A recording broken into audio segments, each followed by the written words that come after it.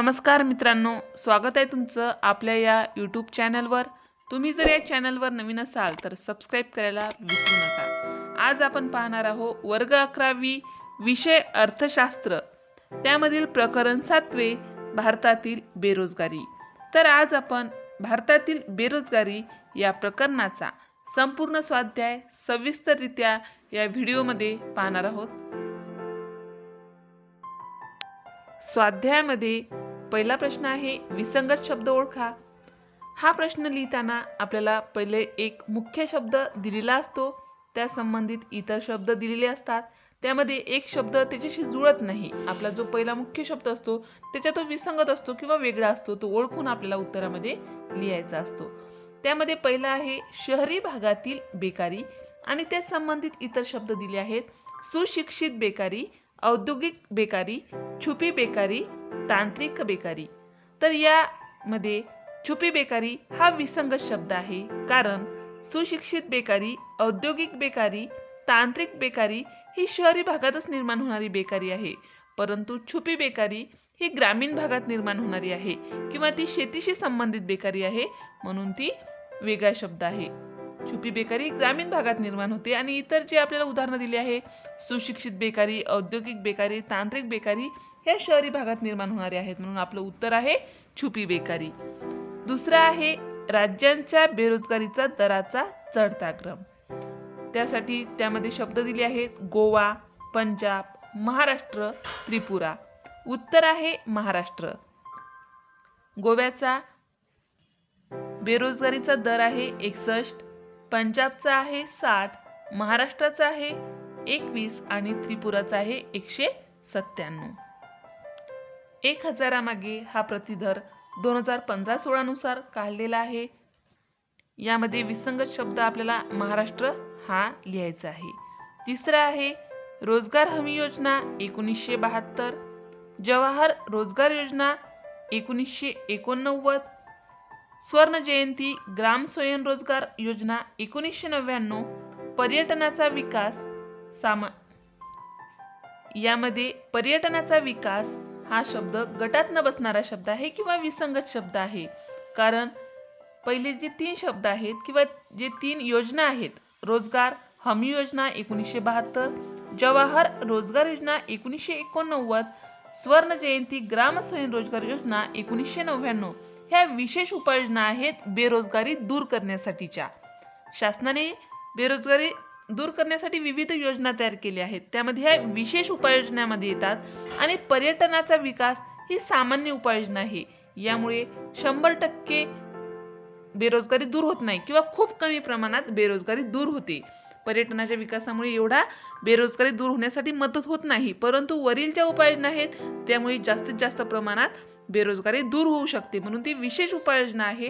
आणि पर्यटनाचा विकास ही सामान्य उपाययोजना आहे, म्हणून उत्तर लिहायचं आहे आपल्याला पर्यटनाचा विकास हा आपला विसंगत शब्द आहे।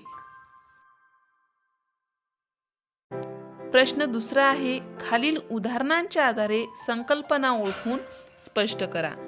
खाली काही उदाहरणे दिली आहेत, त्या उदाहरणामध्ये आपल्याला कोणती संकल्पना येते ती लिहायची आहे आणि त्या संकल्पनेचे थोडक्यात स्पष्टीकरण करायचे आहे। त्यामध्ये पहिले विधान आहे हुसेन शेख यांनी त्यांच्या शेतातील काम यावेळेस आधीपेक्षा 7 मजूर कमी वापरून केले तरी उत्पादन तेवढेच राहिले। या उदाहरणामधून स्पष्ट होणारी संकल्पना आहे छुपी बेरोजगारी। संकल्पनेचे स्पष्टीकरण छुपी बेरोजगारी म्हणजे अशी स्थिती आहे की ज्यामध्ये गरजेपेक्षा जास्त लोक काम करतात, त्यापैकी काही मजुरांना कामावरून कमी केले तरी उत्पादनावर त्याचा परिणाम होत नाही, त्यामुळे छुपी बेरोजगारी ही संकल्पना यावरून स्पष्ट होते। म्हणजे हुसेन शेख यांनी त्यांच्या शेतातील काम यावेळेस आधीपेक्षा 7 मजूर कमी वापरून केले तरी उत्पादन त्यांचे तेवढेच राहिले, म्हणून या उदाहरणावरून स्पष्ट होणारी संकल्पना आहे छुपी बेरोजगारी। दुसरं उदाहरण आहे नवीन तंत्रज्ञानाच्या वापरामुळे छपाई उद्योगात अनेक कामगारांचे रोजगार कमी झाले। या उदाहरणातून स्पष्ट होणारी संकल्पना आहे तांत्रिक बेरोजगारी। संकल्पनेचे स्पष्टीकरण तंत्रज्ञानातील बदलामुळे तांत्रिक बेरोजगारी निर्माण होते आधुनिक तंत्रज्ञान भांडवल प्रधान असून त्यास कमी कामगार लागतात. जेव्हा आधुनिक तंत्रज्ञानाचा स्वीकार औद्योगिक क्षेत्रात केला जातो, प्रशिक्षणाचा अभाव असल्याने कामगार आपल्या नोकरीवरून विस्थापित होतात. उदाहरण: संगणकाचा वापर, यांत्रिक तंत्रज्ञानाचा वापर इत्यादी. या उदाहरणामध्ये दिलाय आपल्याला नवीन तंत्रज्ञानाच्या वापरामुळे छपाई उद्योगात अनेक कामगारांचे रोजगार कमी झाले. यावरून स्पष्ट होणारी संकल्पना आहे तांत्रिक बेरोजगारी. आपण विविध कंपन्यांमध्ये काम करतो, त्यामध्ये दिवसेंदिवस लॅपटॉप, कम्प्युटर किंवा विविध चांगल्या यंत्राचा वापर केला जात आहे. त्यामुळे कामगारांचं काम ह्या त्या मशीन, कम्प्युटर, लॅपटॉप करत आहेत. त्यामुळे लोकांना रोजगार मिळणे कमी झाले आहे. त्यालाच आपण काय म्हणायचं आहे? तांत्रिक बेरोजगारी. आता तिसरं विधान आहे, सतीशचे पदव्युत्तर शिक्षण पूर्ण झाले आहे व तो आतुरतेने नोकरीच्या प्रतीक्षेत आहे. यामधून स्पष्ट होणारी संकल्पना आहे सुशिक्षित बेकारी. संकल्पनेचे स्पष्टीकरण: काम करण्याची इच्छा आणि शिक्षणाची पात्रता असूनही रोजगार मिळत नाही, त्यास सुशिक्षित बेरोजगारी म्हणतात. ही बेरोजगारी शालांत परीक्षा उत्तीर्ण, पदवीपूर्व शिक्षण, पदवीधारक व पदव्युत्तरामध्ये दिसून येते. दिलेल्या उदाहरणामध्ये सतीशचे पदव्युत्तर शिक्षण पूर्ण झाले आहे व तो आतुरतेने नोकरीच्या प्रतीक्षेत आहे, परंतु त्याला नोकरी मिळालेली अजून तरी नाही, हे आपल्या या उदाहरणावरून लक्षात येत आहे. म्हणून या उदाहरणावरून स्पष्ट होणारी संकल्पना आहे सुशिक्षित बेरोजगारी. चौथं उदाहरण आहे, महाराष्ट्रातील काही भागात फक्त खरीपाची पिकेच होतात, त्यामुळे या भागातील रोजगार ऑक्टोबरपर्यंत असतो. या उदाहरणावरून स्पष्ट होणारी संकल्पना आहे हंगामी बेरोजगारी. संकल्पनेचे स्पष्टीकरण: हंगाम नसलेल्या काळात जेव्हा लोकांना रोजगार नसतो, त्याला हंगामी बेरोजगारी म्हणतात. शेतकऱ्यांना पिकांच्या लागवडीसाठी पावसावर अवलंबून राहावे लागते, त्यामुळे शेती हा हंगामी व्यवसाय आहे. दिलेल्या उदाहरणामध्ये महाराष्ट्रातील काही भागात फक्त खरीपाची पिकेच होतात, त्यामुळे त्या भागातील रोजगार ऑक्टोबरपर्यंत असतो. म्हणून या उदाहरणावरून स्पष्ट होणारी संकल्पना आहे हंगामी बेरोजगारी. खरीपाची म्हणजे पावसाळ्यात जी पिके होतात तीच पिके फक्त होतात. त्या ठिकाणी ओलिताची जमीन नसल्यामुळे किंवा बऱ्याच भागात विहिरीचे प्रमाण कमी असल्यामुळे त्यांना रबी पिकाचं उत्पादन घेता येत नाही. जे आपण ऑक्टोबर नंतर हरभरा, तूर यासारखी जी पिके घेता येतात ती पिके त्यांना घेता येत नाहीत. त्यामुळे त्या ठिकाणी हंगामी बेरोजगारी निर्माण होते. अशा प्रकारे आपल्याला प्रश्न दुसरा कंप्लीट करता येतो. प्रश्न तिसरा आहे, सहसंबंध पूर्ण करा. त्यामध्ये आपल्याला हा प्रश्न लिहिताना दोन सहसंबंध दिलेले असतात. त्यामध्ये एक सहसंबंध पूर्ण करून दिलेला असतो, त्याला अनुसरून आपल्याला दुसरा सहसंबंध पूर्ण करायचा असतो. त्यामध्ये पहिला आहे हंगामी बेरोजगारी, पर्यटन मार्गदर्शक, दुसऱ्या रिकामा बॉक्स आहे आणि पदवीधारक दिलेला आहे. यामध्ये पहिला सहसंबंध पूर्ण करून दिला आहे. हंगामी बेरोजगारी ह्या पर्यटन मार्गदर्शक आहे. तर पदवीधारक यामध्ये कोणती बेरोजगारी निर्माण होते ते आपल्याला या ठिकाणी लिहावं लागेल. आता पर्यटन मार्गदर्शक यांच्यामध्ये हंगामी बेरोजगारी निर्माण होते आणि पदवीधारकामध्ये जी बेरोजगारी निर्माण होते ती आहे सुशिक्षित बेरोजगारी. पदवीधारक हे सुशिक्षित असतात आणि त्यांनी शिक्षण घेऊनही त्यांना काही दिवस काम मिळत नाही किंवा ते बेकार असतात, त्याला सुशिक्षित बेरोजगारी असे म्हणतात. दुसरं आहे, त्या ठिकाणी पहिले रिकामा बॉक्स दिलेला आहे त्या प्रच्छन्न बेरोजगार, आणि दुसरा आहे नागरी बेरोजगारी, औद्योगिक बेरोजगारी. यामध्ये दुसरा सहसंबंध पूर्ण करून दिला आहे. आता नागरी बेरोजगारी कोणती असते तर औद्योगिक बेरोजगारी. नागरी म्हणजे शहरी, औद्योगिक बेरोजगारी ही शहरी भागात निर्माण होते. तर प्रच्छन्न बेरोजगारी ही कुठे निर्माण होते तर ती आहे ग्रामीण भागात. त्याला ग्रामीण बेरोजगारी असं आपल्याला त्या चौकोनामध्ये लिहायचं आहे. प्रच्छन्न बेरोजगारीलाच छुपी बेरोजगारी असंही म्हणतात. आणि छुपी बेरोजगारी ही जास्तीत जास्त ग्रामीण भागात निर्माण होते, म्हणून आपल्याला त्या ठिकाणी लिहायचं आहे ग्रामीण बेरोजगारी. तिसरं आहे संघर्षजन्य बेरोजगारी, कच्च्या मालाचा अभाव. दुसरा आहे रिकामा चौकोन आहे व्यवसायातील चढ उतार. आता या ठिकाणी पहिला सहसंबंध पूर्ण करून दिला आहे. कच्च्या मालाचा अभाव असल्यामुळे संघर्षजन्य बेरोजगारी निर्माण होते. तर व्यवसायातील चढ उतारामुळे कोणती बेरोजगारी निर्माण होते ते आपल्याला त्या चौकोनामध्ये लिहायचं आहे. तर त्या ठिकाणी उत्तर लिहायचं आहे चक्रीय बेरोजगारी. परंतु चक्रीय बेरोजगारी म्हणजे काय ते बघा. व्यापार चक्रातील तेजी मंदीपैकी मंदीच्या परिस्थितीत निर्माण होणाऱ्या बेकारीस चक्रीय बेकारी म्हणतात. मंदीच्या काळात प्रभावी मागणी घटते, त्यामुळे उत्पादकांचा नफा आणि किमतीमध्ये घट होते. परिणामी उत्पादक गुंतवणूक व वस्तूच्या उत्पादनात घट करतो. उत्पादनात घट झाल्याने रोजगारात घट होते. परिणामी कामगारांना बेरोजगारीस सामोरे जावे लागते. त्यामुळे चक्रीय बेरोजगारी निर्माण होते. कशामुळे? जे तेजी मंदीमुळे निर्माण होते ते. म्हणून त्या चौकोनामध्ये आपल्याला चक्रीय बेरोजगारी असं लिहायचं आहे. चौथा आहे महात्मा गांधी राष्ट्रीय ग्रामीण रोजगार हमी योजना MGNREGS, वेतनाची हमी देणारा रोजगार. आणि दुसरा आहे ग्रामीण तरुणांसाठी स्वयंरोजगार व प्रशिक्षण TRYSCM. आणि त्यासमोर रिकामा चौकोन आहे. यामध्ये पहिला सहसंबंध पूर्ण करून दिलेला आहे. काय आहे तो? महात्मा गांधी राष्ट्रीय ग्रामीण रोजगार हमी योजना हा वेतनाची हमी देणारा रोजगार आहे. तर ग्रामीण तरुणांसाठी स्वयंरोजगार व प्रशिक्षण हे काय आहे? तर तो काय आहे? स्वयंरोजगार आहे. स्वयंरोजगार म्हणजेच ग्रामीण तरुणांमध्ये बेरोजगारीची समस्या सोडवण्याच्या उद्देशाने हा रोजगार तयार केलेला आहे. म्हणून स्वयंरोजगार या आपल्याला चौकोनामध्ये लिहायचा आहे. आता पाचवा सहसंबंध आहे. त्यामध्ये पहिले रिकामा चौकोन दिलेला आहे आणि संसाधनाचा अपव्यय. त्यामध्ये दुसरा सहसंबंध आहे सामाजिक परिणाम मानवी मूल्याचा ऱ्हास. यामध्ये दुसरा सहसंबंध बघा, सामाजिक परिणाम मानवी मूल्याचा ऱ्हास आहे. तर संसाधनाचा अपव्यय काय आहे? तो एक आर्थिक परिणाम आहे. संसाधनाचा अपव्यय झाल्यामुळे आर्थिक गोष्टीवर त्याचा वाईट परिणाम होतो. अपव्यय म्हणजे एखादी गोष्ट वाया जाणे, आणि त्या वाया जाणे म्हणजे त्याचा कशा होतो? आपल्या पैशावर.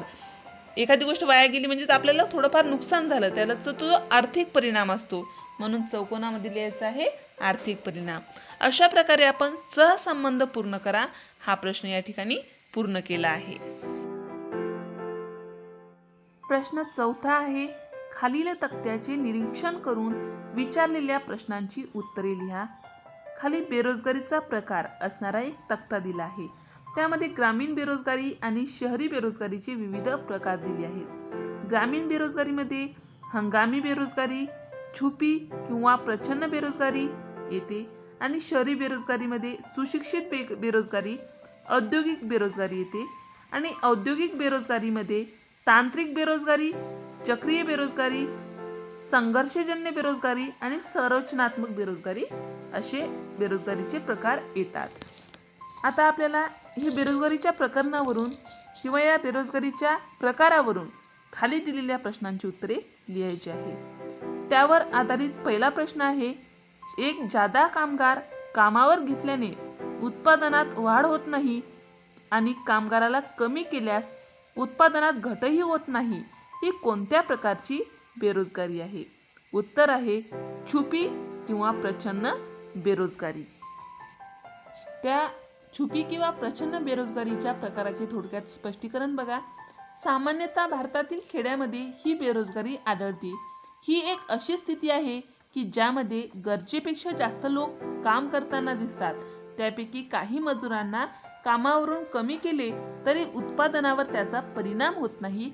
त्याला छुपी किंवा प्रच्छन्न बेरोजगारी म्हणतात. आणि आपल्या पहिल्या प्रश्नामध्ये सुद्धा सांगितले आहे एक जादा कामगार कामावर घेतल्याने उत्पादनात वाढ होत नाही आणि कामावरून कमी केल्यास उत्पादनात घटही होत नाही. म्हणून आपल्याला उत्तर लिहायचं आहे छुपी किंवा प्रच्छन्न बेरोजगारी. आता दुसरा प्रश्न आहे संगणकाच्या वापरामुळे कामगाराला कामावरून कमी केले तर कोणत्या प्रकारची बेरोजगारी आहे? तर आपलं उत्तर आहे तांत्रिक बेरोजगारी. त्या तांत्रिक बेरोजगारीचं थोडक्यात स्पष्टीकरण बघा. तंत्रज्ञानातील बदलामुळे तांत्रिक बेरोजगारी निर्माण होते. आधुनिक तंत्रज्ञान भांडवल प्रधान असून त्यास कमी कामगार लागतात जेव्हा आधुनिक तंत्रज्ञानाचा स्वीकार औद्योगिक क्षेत्रात केला जातो आणि त्यामुळे फार मोठ्या प्रमाणात तांत्रिक बेरोजगारी निर्माण होते. तिसरा प्रश्न आहे माहिती क्षेत्रातील मंदीमुळे शरद अमेरिकेतून भारतात परत आला. ही कोणत्या प्रकारची बेकारी आहे? त्याचं उत्तर आहे चक्रीय बेरोजगारी. तेजी मंदीमुळे जे लोकांचे रोजगार जातात त्याला म्हणतात चक्रीय बेरोजगारी. त्याचं स्पष्टीकरण बघा. व्यापार चक्रातील तेजी मंदीपैकी मंदीच्या परिस्थितीत निर्माण होणाऱ्या बेकारीस चक्रीय बेकारी म्हणतात. मंदीच्या काळात प्रभावी मागणी घटते, त्यामुळे उत्पादकांचा नफा आणि किमतीमध्ये घट होते. त्यामुळे त्या उत्पादकांना किंवा कंपनीच्या मालकांनाही फार मोठ्या प्रमाणात नुकसान होतो आणि अशा वेळी तो आपले कामगार कमी करण्याचा प्रयत्न करतो आणि अशा वेळी चक्रीय बेरोजगारी निर्माण होते. म्हणून माहिती क्षेत्रातील मंदीमुळे शरद अमेरिकेतून भारतात परत आला. ही तांत्रिक बेरोजगारी या प्रकारात येणारी बेकारी आहे. चौथा प्रश्न आहे, पदवीधर असूनही वसन घरी बसून आहे. यामधून कोणती बेकारी आपल्या प्रदर्शनात येते ते आपल्याला लिहायचं आहे. उत्तर आहे सुशिक्षित बेरोजगारी. सुशिक्षित बेरोजगारीचं थोडक्यात स्पष्टीकरण बघा. काम करण्याची इच्छा आणि शिक्षणाची पात्रता असूनही रोजगार मिळत नाही, त्यास सुशिक्षित बेरोजगारी म्हणतात. ही बेरोजगारी शालांत परीक्षा उत्तीर्ण, पदवीपूर्ण शिक्षण, पदवीधारक व पदव्युत्तरामध्ये दिसून येते. या ठिकाणी वसन घरी बसून आहे. तो पदवीधर, त्याने शिक्षण घेतलं आहे, 15वी पर्यंत BA फायनल किंवा BSc फायनल त्याने केलं, तरीही त्याला अजूनही नोकरी मिळत नाही, तो घरी बसून आहे. यावरून या ठिकाणी सुशिक्षित बेरोजगारी हा बेरोजगारीचा प्रकार आपल्या प्रदर्शनात येत आहे. अशा प्रकारे आपण दिलेल्या तक्त्याचे निरीक्षण करून विचारलेल्या प्रश्नांची उत्तरे लिहिली आहेत. प्रश्न 5व्यामध्ये दिलेल्या आकडेवारीच्या आधारावर आपल्याला पहिले चतुर्थक आणि तिसरे चतुर्थक काढायचे आहे. हे गणितीय प्रश्न अभ्यासण्यासाठी आपण त्यासाठी स्पेशल व्हिडिओ करूयात. आता प्रश्न 6वा आहे. खालील प्रश्नांची सविस्तर उत्तरे लिहा. त्यामध्ये प्रश्न पहिला आहे, औद्योगिक बेरोजगारीचे प्रकार स्पष्ट करा. उत्तर. आता याचे उत्तर लिहिताना पहिले आपल्याला प्रस्तावना म्हणून औद्योगिक बेरोजगारीची व्याख्या लिहायची आहे किंवा थोडक्यात अर्थ लिहायचा आहे आणि त्यानंतर औद्योगिक बेरोजगारीचे प्रकार स्पष्ट करायचे आहे. तर उत्तराला सुरुवात करूया. औद्योगिक बेरोजगारी म्हणजे शहरातील कारखाने व उद्योगामधील बेरोजगारीस औद्योगिक बेरोजगारी म्हणतात. हे कामगार कुशल किंवा अकुशल असतात. हा सामान्यतः खुल्या बेरोजगारीचा प्रकार आहे. मंद औद्योगिक वृद्धी, वेगाने वाढणारी लोकसंख्या, प्रशिक्षण सुविधांचा अभाव, आधुनिक तंत्रज्ञानाची कमी, स्वीकार्य क्षमता, उद्योगांचे गैरसोयींचे स्थानिकरण, श्रमाची कमी गतिशीलता हे औद्योगिक बेरोजगारीचे मुख्य कारणे आहेत. आता आपल्याला औद्योगिक बेरोजगारीचे प्रकार पाहायचे आहेत. ते पुढील प्रमाणे. त्यामध्ये पहिला प्रकार आहे तांत्रिक बेरोजगारी. तंत्रज्ञानातील बदलामुळे तांत्रिक बेरोजगारी निर्माण होते. आधुनिक तंत्रज्ञान भांडवल प्रधान असून त्यास कमी कामगार लागतात. जेव्हा आधुनिक तंत्रज्ञानाचा स्वीकार औद्योगिक क्षेत्रात केला जातो, प्रशिक्षणाचा अभाव असल्याने कामगार आपल्या नोकरीवरून विस्थापित होतात. उदाहरण संगणकाचा वापर, यांत्रिक तंत्रज्ञानाचा वापर इत्यादी. त्याला तांत्रिक बेरोजगारी असे म्हणतात. दुसरा प्रकार आहे संघर्षजन्य बेरोजगारी. उद्योगामधील संघर्षामुळे निर्माण होणारी बेरोजगारी म्हणजे संघर्षजन्य बेरोजगारी होय. ह्या प्रकारची बेरोजगारी यांत्रिक बिघाड, वीज टंचाई, कच्च्या मालाचा अभाव, कामगारांचा संप इत्यादीमुळे निर्माण होते. संघर्षजन्य बेरोजगारी ही तात्पुरत्या स्वरूपाची असते. औद्योगिक बेरोजगारीचा तिसरा प्रकार आहे चक्रीय बेरोजगारी. व्यापार चक्रातील तेजी मंदीपैकी मंदीच्या परिस्थितीत निर्माण होणाऱ्या बेकारीस चक्रीय बेकारी म्हणतात. मंदीच्या काळात प्रभावी मागणी घटते, त्यामुळे उत्पादकांचा नफा आणि किमतीमध्ये घट होते. परिणामी उत्पादक गुंतवणूक व वस्तूच्या उत्पादनात घट करतो आणि उत्पादनात घट झाल्याने रोजगारात घट होते. परिणामी कामगारांना बेरोजगारीस सामोरे जावे लागते. आता औद्योगिक बेरोजगारीचा चौथा प्रकार आहे संरचनात्मक बेरोजगारी. देशाच्या आर्थिक संरचनेत काही लक्षणीय बदलामुळे ही बेरोजगारी निर्माण होते. हे बदल उत्पादन घटकांच्या मागणी व पुरवठ्यावर परिणाम करू शकतात. अर्थव्यवस्थेतील मूलभूत बदल, सरकारी धोरणांमध्ये झालेले बदल, भांडवलाचा तुटवडा, उद्योगाचे एका क्षेत्रापासून दुसरीकडे झालेले स्थलांतर इत्यादी ही एक दीर्घकालीन अवस्था आहे. उपलब्ध रोजगार व कामगारांचे कौशल्य यातील तफावतीमुळे संरचनात्मक बेरोजगारी निर्माण होते. उदाहरण, घोडागाडीची जागा आता ऑटो रिक्षाने घेतली आहे, त्यामुळे घोडागाडीवाल्यांचे रोजगार जातात. संगणकामुळे टंकलेखन बेरोजगार झाले, कारण त्याचे कौशल्य उपलब्ध रोजगारात तफावत आहे. त्यांचे कौशल्य व उपलब्ध रोजगारात तफावत असल्यामुळे त्यांचेही रोजगार फार कमी प्रमाणात त्यांना मिळतात. यालाच संरचनात्मक बेरोजगारी असं म्हणतात. अशा प्रकारे औद्योगिक बेरोजगारीचे प्रकार स्पष्ट करता येतात.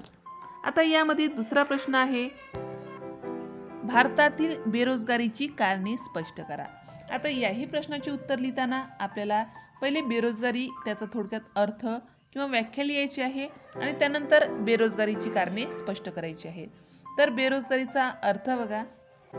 बेरोजगारीचा अर्थ साधारणपणे ज्याला उत्पादकीय प्रक्रियेत कोणताही लाभ होत नाही त्यास बेरोजगारी असे म्हणतात. बेरोजगारीचा अर्थ असा की ज्या परिस्थितीत 15 ते 59 वयोगटातील व्यक्तींना प्रचलित वेतन दरावर काम करण्याची इच्छा व पात्रता असूनही रोजगार मिळत नाही त्याला सुद्धा बेरोजगार असंच म्हणतात. आता आपण बेरोजगारीची कारणे बघूयात. ती पुढील प्रमाणे. पहिलं कारण आहे रोजगार विरहित वाढ. भारतातील रोजगाराच्या वाढीचा दर हा आर्थिक वृद्धीपेक्षा फार कमी आहे. वाढत्या श्रमशक्तीला सामावून घेण्याइतका तो पुरेसा नाही, त्यामुळे बेरोजगारी प्रचंड प्रमाणात वाढलेली आहे. दुसरं कारण श्रमशक्तीतील वाढ. मृत्यूदर वेगाने घटला असताना जन्मदर मात्र त्याच प्रमाणात कमी न झाल्याने देशाची लोकसंख्या मात्र वाढली आहे, त्यामुळे श्रमशक्तीचा विस्तार झालेला असून त्यातून बेरोजगारी वाढलेली आहे. तिसरं कारण यांत्रिकीकरणाचा अतिरिक्त वापर. भारतात मनुष्यबळ मुबलक प्रमाणात उपलब्ध आहे. कार्यक्षमतेने काम करणाऱ्या मनुष्यबळामुळे देशाकडे श्रमप्रधान उत्पादनाचे तंत्र वापरणे सोयीचे असते. परंतु उद्योगाबरोबरच शेती क्षेत्रात देखील कामगाराच्या जागी भांडवलाचा वापर होत आहे. जसं ट्रॅक्टर, मळणी यंत्र. जिथे भांडवल मोठ्या प्रमाणात उपलब्ध आहे आणि मनुष्यबळ मर्यादित आहे तिथे स्वयंचलित यंत्राचा वापर योग्य ठरतो. इतर आधुनिक तंत्रज्ञानही तर्कसंगत व न्याय्य आहे. पण भारतासारख्या देशात अशा धोरणामुळे बेरोजगारीत वाढ होत आहे. चौथं कारण आहे कौशल्य विकास कार्यक्रमाचा अभाव. भारताच्या लोकसंख्येचा मोठा भाग अशिक्षित व अकुशल मनुष्यबळाचा आहे. भारतीय उद्योगांना पूरक असे शैक्षणिक अभ्यासक्रम मर्यादित स्वरूपात उपलब्ध आहेत. व्यावसायिक व कौशल्य विकास अभ्यासक्रमाची कमतरता असल्यामुळे उद्योगांना लागणारे कुशल मनुष्यबळ उपलब्ध होत नाही. पाचवं कारण आहे रोजगाराची अपेक्षा. भारतातील सुशिक्षित बेरोजगार पांढरपेशा व्यवसायात नोकरी करण्यास तयार असतात. नाविन्यपूर्ण व उद्यमशीलतेच्या कमतरतेमुळे स्वयंरोजगाराचा अभाव दिसून येतो. जोपर्यंत अपेक्षित पगार आणि कामाच्या स्वरूपानुसार रोजगार मिळत नाही तोपर्यंत पदवीधारक बेरोजगार राहण्यास पसंत करतात. सहावं आहे शेतीची हंगामी स्वरूप. शेतीचे हंगामी स्वरूप. भारतातील शेती हा व्यवसाय हंगामी स्वरूपाचा आहे. शेती पावसावर अवलंबून आहे. जलसिंचनाच्या सुविधांचा अभाव, कमी प्रतीची सुपीक जमीन, कालबाह्य उत्पादन तंत्र, प्रमाणित बियाणांची व खतांची कमतरता असल्यामुळे शेतीची उत्पादकता कमी झाली आहे. वर्षातून काही महिन्यांसाठी रोजगार मिळतो आणि काही महिने रोजगार उपलब्ध नसतो. त्यामुळे शेतमजुरांच्या श्रमशक्तीचा वापर होत नाही. म्हणून शेतीचे हंगामी स्वरूप हे सुद्धा बेरोजगारीचे एक कारण आहे. सातवा आहे आर्थिक विकासाचा कमी दर. भारताचा एकूण आर्थिक विकासाचा दर कमी आहे. औद्योगिक विस्ताराच्या अभावामुळे सिंचनाच्या सुविधांचा अभाव, खते, पायाभूत सुविधांचा अभाव निर्माण होतो. याचा परिणाम म्हणजेच रोजगाराच्या संधी ग्रामीण क्षेत्रात पुरेशा प्रमाणात उपलब्ध नसल्याने वाढत्या श्रमशक्तीला सामावून घेऊ शकत नाही. त्यामुळे बेरोजगारी निर्माण होते. आठवं कारण आहे ग्रामीण लोकसंख्येचे स्थलांतर. रोजगाराच्या शोधासाठी ग्रामीण भागातून नागरी भागात लोकसंख्येचे सातत्याने स्थलांतर होत आहे. त्यामुळे नागरी भागात बेरोजगारीचे प्रमाण वाढत आहे. अशा प्रकारे भारतातील बेरोजगारीची कारणे स्पष्ट करता येतात. तिसरा प्रश्न आहे, बेकारी कमी करण्यासाठी शासनाने केलेल्या उपाययोजना स्पष्ट करा. यामध्ये सुद्धा थोडा आपण बेकारीचा थोडक्यात अर्थ लिहूया. त्यानंतर शासनाने कोणकोणत्या उपाययोजना बेरोजगारी दूर करण्यासाठी केल्या आहेत त्या लिहूया. बेरोजगारीचा अर्थ साधारणपणे ज्याला उत्पादकीय प्रक्रियेत कोणताही लाभ होत नाही त्यास बेरोजगारी असे म्हणतात. तसेच बेरोजगारीचा अर्थ असाही होतो की ज्या परिस्थितीत 15 ते 59 वयोगटातील व्यक्तींना प्रचलित वेतन दरावर काम करण्याची इच्छा व पात्रता असूनही रोजगार मिळत नाही त्यालाच बेरोजगारी असं म्हणतात. बेकारी कमी करण्यासाठी शासनाने केलेल्या उपाययोजना पुढील प्रमाणे. या ठिकाणी आपल्याला 11 उपाययोजना आपल्या पाठ्यपुस्तकामध्ये दिल्या आहेत. आपल्याला 8 मार्क्ससाठी हा प्रश्न पेपरमध्ये येतो. आपण 8 उपाययोजना लिहिल्या तरी चालतील किंवा वेळ असेल तर सर्वच्या सर्व उपाययोजना लिहिणेही आपल्या फायद्याचेच आहे. त्यामध्ये पहिली उपाययोजना आहे, भारतातील बेरोजगारी कमी करण्यासाठी शासनाने केलेल्या विशेष उपाययोजना पुढील प्रमाणे. पहिली उपाययोजना रोजगार हमी योजना EGS. रोजगार हमी योजना ही सर्वप्रथम महाराष्ट्र सरकारने 28 मार्च 1972 रोजी सुरू केली. याचा प्रमुख उद्देश ग्रामीण जनतेसाठी उत्पादनक्षम रोजगार पुरविणे असून ग्रामीण बेरोजगाराची व दारिद्र्याची समस्या सोडविणे हा आहे. या अंतर्गत सरकारने किमान रोजगार पुरविण्याची हमी दिलेली आहे. या योजनेचे महाराष्ट्रातील यश पाहता भारतातील इतर राज्यांनी ही योजना अंमलात आणली आहे. दुसरा आहे स्वर्ण जयंती ग्राम स्वयंरोजगार योजना SGSY. ही योजना एप्रिल 1999 मध्ये एकात्मिक ग्रामीण विकास कार्यक्रम IRDP व इतर योजनांचे पुनर्गठन करून सुरू करण्यात आली आहे. ही ग्रामीण भागातील गरिबांसाठी एकमेव स्वयंरोजगार योजना आहे. तिसरा आहे स्वर्ण जयंती शहरी रोजगार योजना SJSRY. ही योजना डिसेंबर 1997 मध्ये सुरू झाली आहे. ही योजना शहरी बेरोजगारांना व अर्धरोजगारांना फायदेशीर रोजगार पुरविते. यामध्ये स्वयंरोजगार, महिला स्वयंरोजगार कार्यक्रम, रोजगार प्रोत्साहनासाठी कुशल प्रशिक्षण व शहरी वेतन रोजगार कार्यक्रम सामावलेले आहेत. या योजनेसाठी केंद्र सरकार 75% व राज्य सरकार 25% खर्च करते. चौथी आहे प्रधानमंत्री रोजगार योजना PMRY.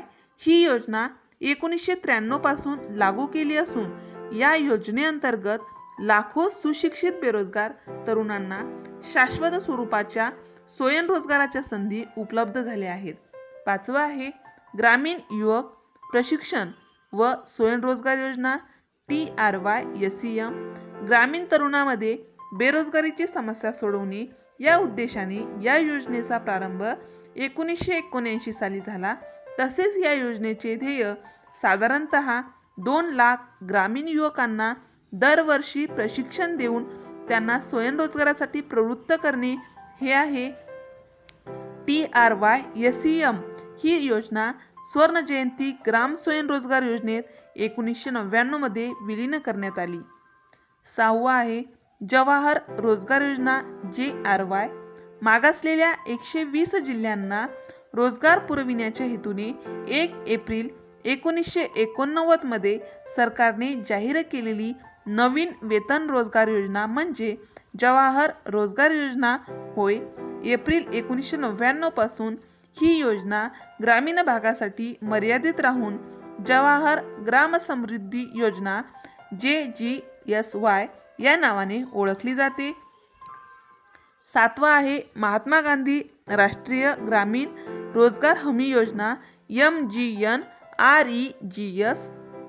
2 ऑक्टोबर 2009 पासून राष्ट्रीय ग्रामीण रोजगार हमी योजनेचे नाव महात्मा गांधी राष्ट्रीय ग्रामीण रोजगार हमी योजना असे करण्यात आले आहे.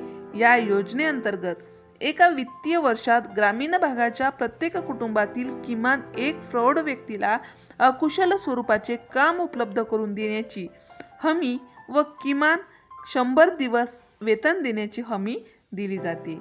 आठवा आहे दीनदयाळ उपाध्याय ग्रामीण कौशल्य योजना 2014 ग्रामीण विकास मंत्रालयाने 23 सप्टेंबर 2014 रोजी कौशल्य प्रशिक्षण कार्यक्रमाशी संलग्न असलेली ही एक महत्त्वाची योजना जाहीर केली. या योजनेचे ध्येय दारिद्र्य कमी करणे, फायदेशीर व शाश्वत रोजगार नियमित वेतन देऊन पुरविणे असा आहे. या कार्यक्रमाअंतर्गत गरीब कुटुंबातील 15 ते 35 वयोगटाच्या ग्रामीण युवकांना 3 महिन्यांच्या प्रशिक्षणानंतर नियुक्ती दिली जाते. 9वा आहे कौशल्य विकास आणि उद्योजकता विकासासाठीचे राष्ट्रीय धोरण 2015. कौशल्य विकासासाठी पहिले राष्ट्रीय धोरण 2009 मध्ये जाहीर करण्यात आले. हे धोरण खाजगी क्षेत्रातील सहभागी उपक्रमशील उपक्रमांना प्रोत्साहन देते. या योजनेचा मुख्य उद्देश म्हणजे संयोजन कौशल्य वाढवून विविध घटकांना बळकटी देणे हा असून यात खालील बाबींचा समावेश होतो. उद्योजकशील संस्कृतीला प्रोत्साहन देणे, उद्योजकांना प्रोत्साहन देऊन उद्योग व्यवसायाचे पर्याय उपलब्ध करून देणे, महिलांना उद्योगशील बनवण्यास प्रोत्साहन देणे. 10वा आहे स्टार्टअप इंडिया पुढाकार. स्टार्टअप इंडिया पुढाकार हा उपक्रम शासनाने जानेवारी 2016 मध्ये सुरू केला. भारतातील होतकरू आणि प्रतिभासंपन्न तरुणांना प्रोत्साहित करण्यास व उद्योग उभारण्यास बळ देणारी एक नाविन्यपूर्ण आणि जनकल्याणकारी बाब आहे. 11वा आहे प्रधानमंत्री कौशल्य विकास योजना 2016 ते 2020. या योजनेचा मुख्य उद्देश तरुणांमध्ये कौशल्य विकास करणे हा आहे. या योजनेअंतर्गत युवकांना यशस्वीरित्या कौशल्य विकास प्रशिक्षण कार्यक्रम पूर्ण केल्याबद्दल मोबदला पैशांच्या स्वरूपात देऊन कौशल्य विकासास प्रोत्साहन दिले जाते. यासाठी शासनाने 2020 पर्यंत रुपये 12,000 कोटींचा तरतूद केली आहे. अशा प्रकारे बेकारी कमी करण्यासाठी शासनाने केलेल्या उपाययोजना आपल्याला सविस्तर स्पष्ट करता येतात.